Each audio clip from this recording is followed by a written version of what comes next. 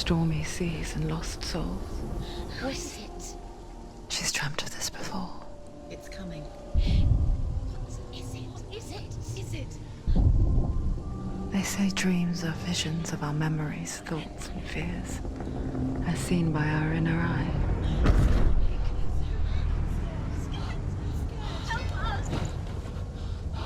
But what if each one of us is always dreaming, even when awake? And we only see what our inner eye creates for us. Is this what hell is? A world shaped by Senua's nightmares. Maybe that's why people fear seeing the world through her eyes. Yes, she's scared. Because if you believe that Senua's reality is twisted, you must accept that yours might be too.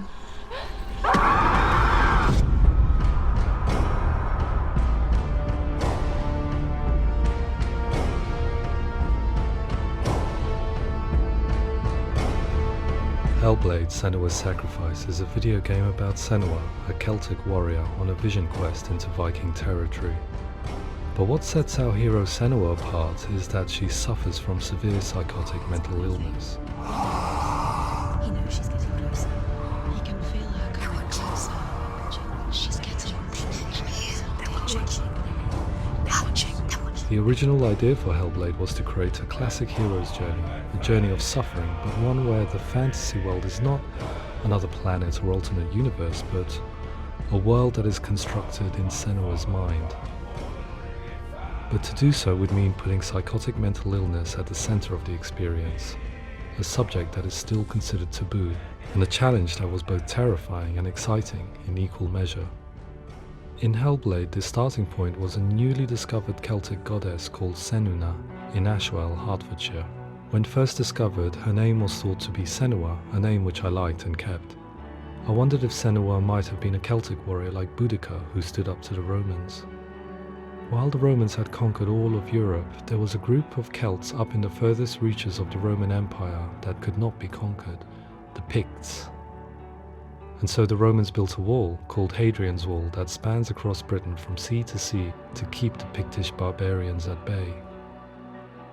The Picts were known for their war paint, painted on with woad, and their matted hair clumped with lime. And so Senua would be a barbarian Pict in this image. What's your name? Senua. I haven't seen you before. I don't leave home much. Oh, Zeno's daughter. I have to go. Wait. Orkney is off the coast of Scotland and was inhabited by the Picts, steeped in history and mystery, and so I made Orkney Senua's home and set the stage for a crisis. In the late 8th century, the first Vikings landed on the Orkney Islands. The population of the Picts crashed thereafter, replaced by the Norsemen of the 9th century. Were they wiped out? We don't know for sure, but it would seem likely given the reputation of the Vikings. The Northmen's brutality is legendary. High-ranking leaders and chieftains of the tribes they conquered were often offered as sacrifice to their gods. The most brutal of these sacrifices was known as the Blood Eagle. I imagine Senua as a young female warrior who returns home from exile to find her partner, Dillion, brutally sacrificed to a Norse god by these hellish warriors from a faraway land. I imagine the horror of this moment and how it would have dragged her deep into mental torment.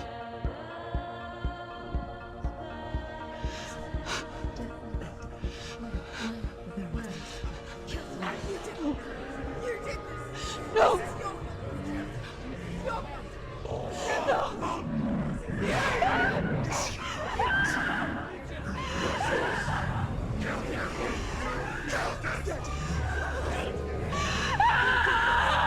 I came to learn that the Celts had a sophisticated and nuanced perspective on the nature of mental disorder.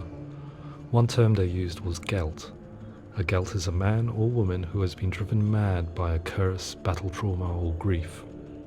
The Gelt would take to a life in the woods in search of penance, punishment, and purgation. And so Senua became a Gelt, cursed by darkness, looking for redemption in the wilds.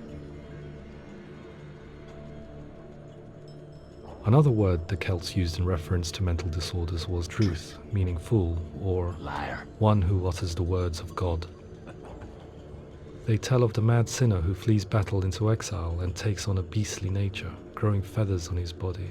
The character called Druth in Hellblade is based on a little-known person called Findan, an 8th century Irish Celt who was captured and enslaved by the Vikings, but eventually escaped to Orkney where he became a monk. I will tell you my stories of hell, if I may walk with you. Upon meeting Senua, it would be his stories that fuel her quest deep into their world of gods. The Northmen say the world will come to an end.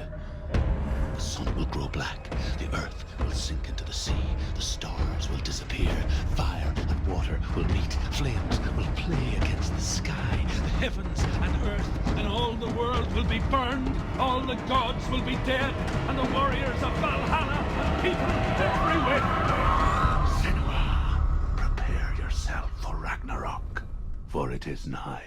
So the stage was set for a new adventure, a journey into the Norse underworld called Hell, a vision quest fueled by madness and myth, a fantasy that was created by Senua's own mind, and one that we would experience through her eyes. This is your mission. This is your quest. There is nothing else left. To make a game about a warrior with psychotic mental illness as its central theme was fraught with danger. Mental illness such as psychosis is still taboo and rarely acknowledged in a century of cinema, never mind the new medium of games. Where it does feature, it often conflates psychosis and psychopathy associated with a lack of empathy. It is unfortunate that these two words sound so similar that they are used interchangeably in media.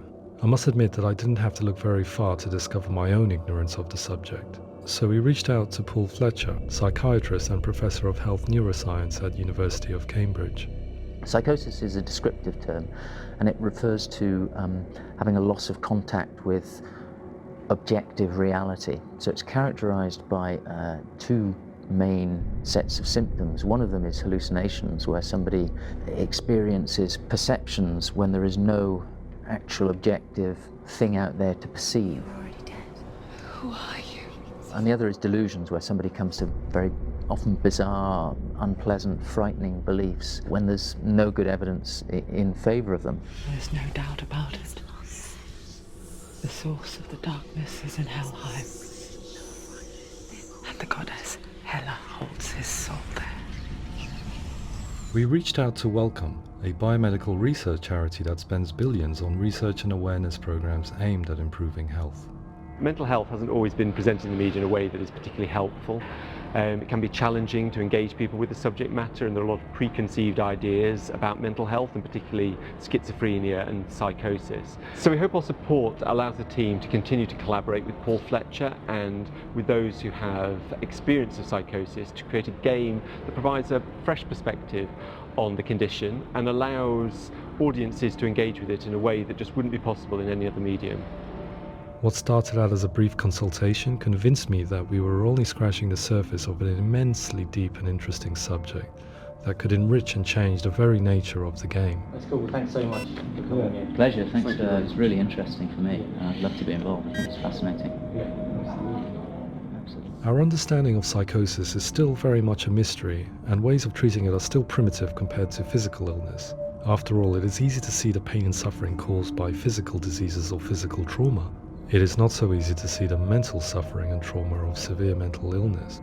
But what if we could find a way to see it? Games are capable of drawing you in for hours on end, playing the role of a character who is different from you, experiencing their perspective, and actively involving you in a world that functions with a different set of rules.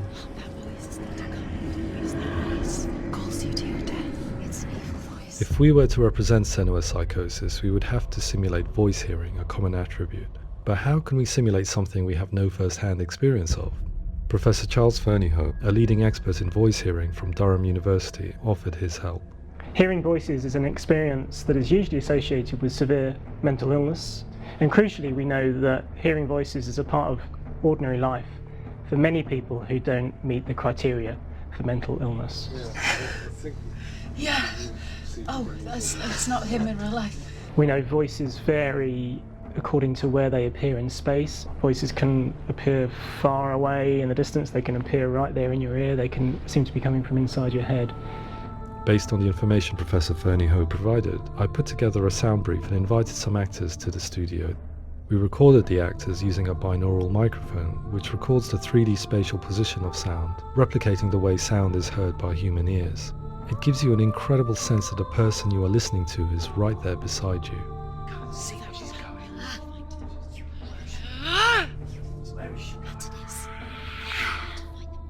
Rachel Waddingham from the Voice Collective came to our studio with 2 young voice hearers to speak to our team. We talked at length about their experiences and they listened to our tests, giving us feedback on how we could improve on it. Everyone hates her. She's cursed. It's very hard to represent what this experience is like, partly because it's such a personal, intense, emotional experience. It's testament to how Ninja Theory have been listening to what the researchers are saying, but also, crucially, listening to the experts by experience. What they've come up with is so compelling. It's by far the best representation I've heard of what these experiences are like.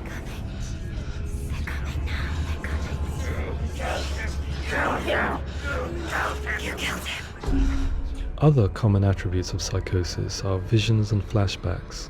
We met with Recovery College East, who work with and care for people recovering from severe mental disorders.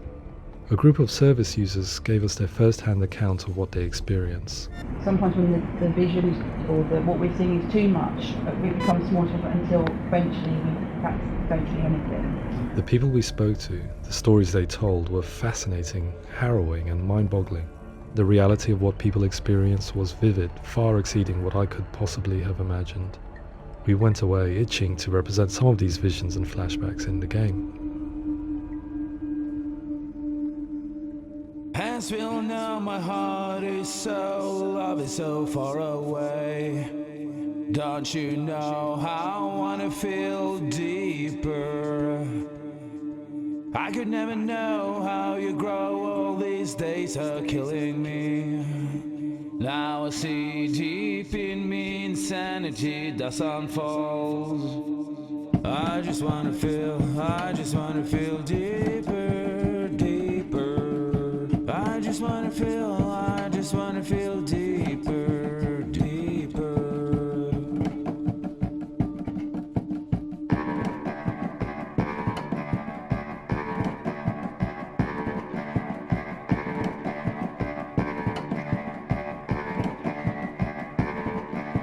As we all know, my heart is so, love is so far away.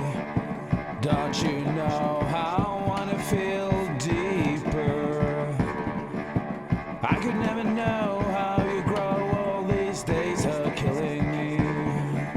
Feel like this, read like this, I just wanna live, that's all. I just wanna feel deeper, deeper. I just wanna feel deeper, deeper.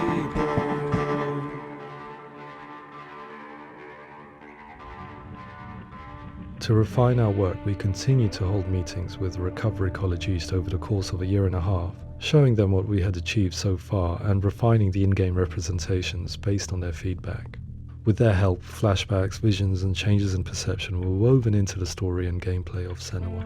The students that are involved in this project are incredibly excited about being involved. They have described the experience as being important because it values their lived experience and shows that despite what we have been through, all of that experience becomes valid, that actually it's something that we should all be talking about.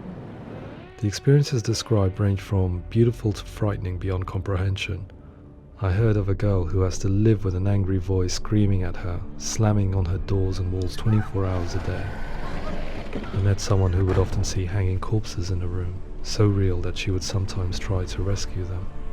The panic and fear that comes with such visions is entirely understandable, and it can be a living horror for some.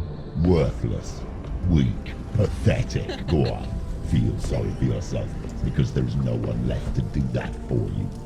I was urged by one fellow that we should not shy away from showing this horror, and so I was perpetually torn in making Hellblade. Had we gone too far with our representations or not far enough? broken and lost. Just like your soul. Come on.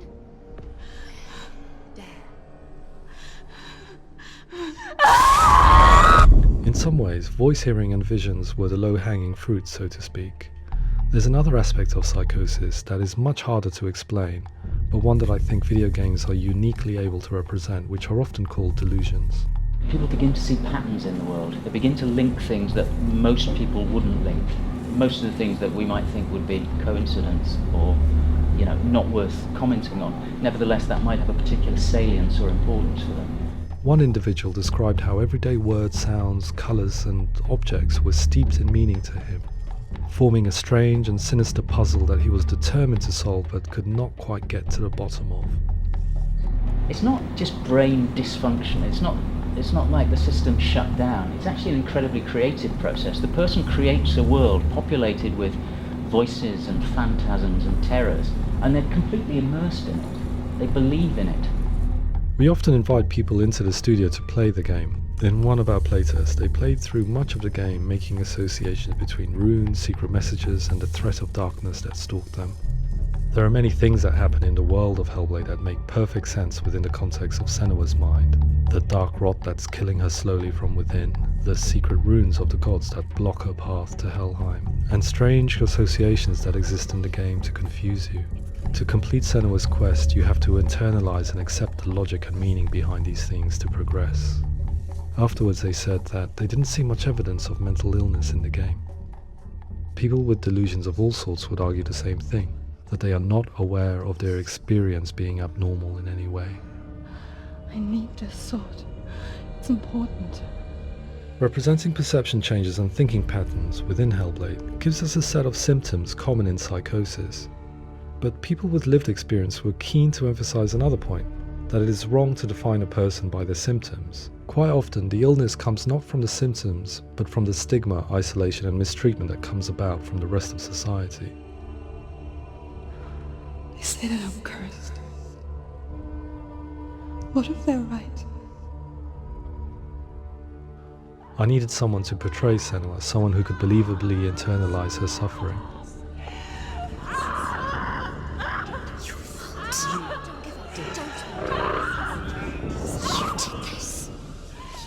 Melina Jurgens, our video editor, had been a stand-in for Senua over a few months while we perfected our motion capture techniques.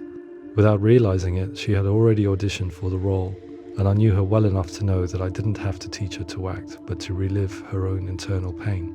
As often is the case, those who have suffered mental anguish are never far from us.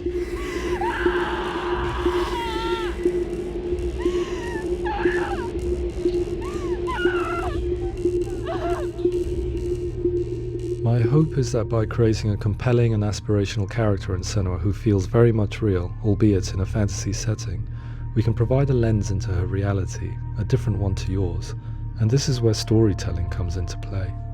I imagined her life based on common threads in real people's lives. She was always prone to psychosis as a child. Her mother Galina also heard voices and had visions, so perhaps there was a genetic aspect. Or perhaps it was cultural, as she lived within a world without science, of gods and a superstition, as exemplified by her druid father Zimbal. Psychosis developed in her late teens to early 20s and was exacerbated by stigma and isolation at the hands of the clansmen and her father. This darkness. It's spreading. The trauma of seeing her lover Dillian sacrificed tips her over the edge, making her remodel her reality around a concept that connects everything: the darkness. So the question, is what Senua experiences real? Can only be answered by saying, yes, it is real. It is her reality. All of her suffering will have been for nothing. It's just a matter of time. Towards the end of the project, service users and professionals that had collaborated with us were invited to see the near-final game. It was a chance to see if the game had reflected their views or if it had misrepresented them.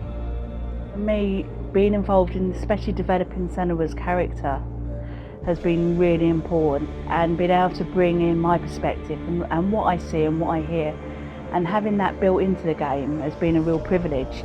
It's gritty and it's meaty, and there are some tough subjects in there that are being tackled with honesty.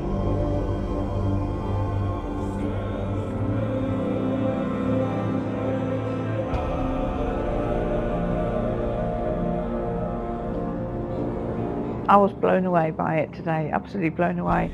It was just fantastic to get the opportunity to use our lived experience in a very creative way.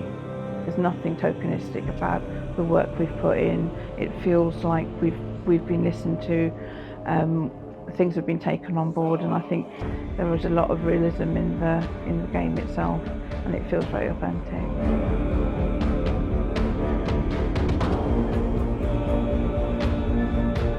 Hellblade will give people a good experience of what it's like to hear voices and have those experiences.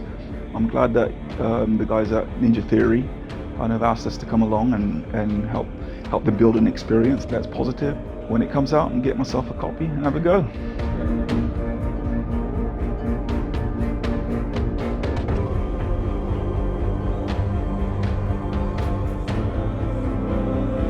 I think all the way through I was really inspired by how the conversations have translated into the game in a way that I think I didn't imagine was possible. So wonderful, really wonderful.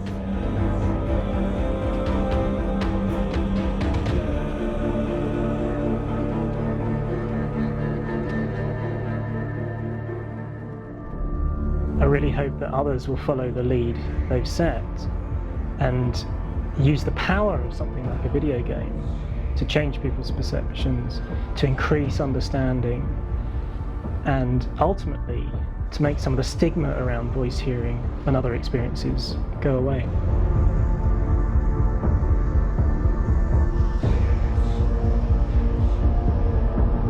For me, it was really exciting to see something that I explore scientifically being represented so beautifully in a character who's trying to penetrate the mysteries of the environment in which they've been placed, with all of this strange uncertainty and noise and conflicting information that they're getting. I'm very excited by this way of trying to represent mental illness, because I think it actually might be offering us insights that we wouldn't get from pure scientific explorations, and actually giving us quite an empathic view of what it might be like.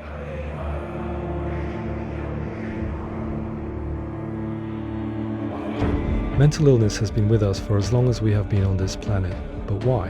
Why hasn't evolution stamped out this weakness from within our gene pool? I often pondered this question until I realized that the question had an inbuilt flaw. It assumes that being and thinking differently is a weakness. The only reason we have computers, spacecraft, medicine, poetry, art, and yes, even video games is because individuals are able to simulate new abstract realities in their minds and share them with the rest of us. We need people to be willing to see differently in order for us to progress and survive as society. And we need to be open to these new ways of seeing. And it is this spirit that motivated me to create Senua's story and share it with you.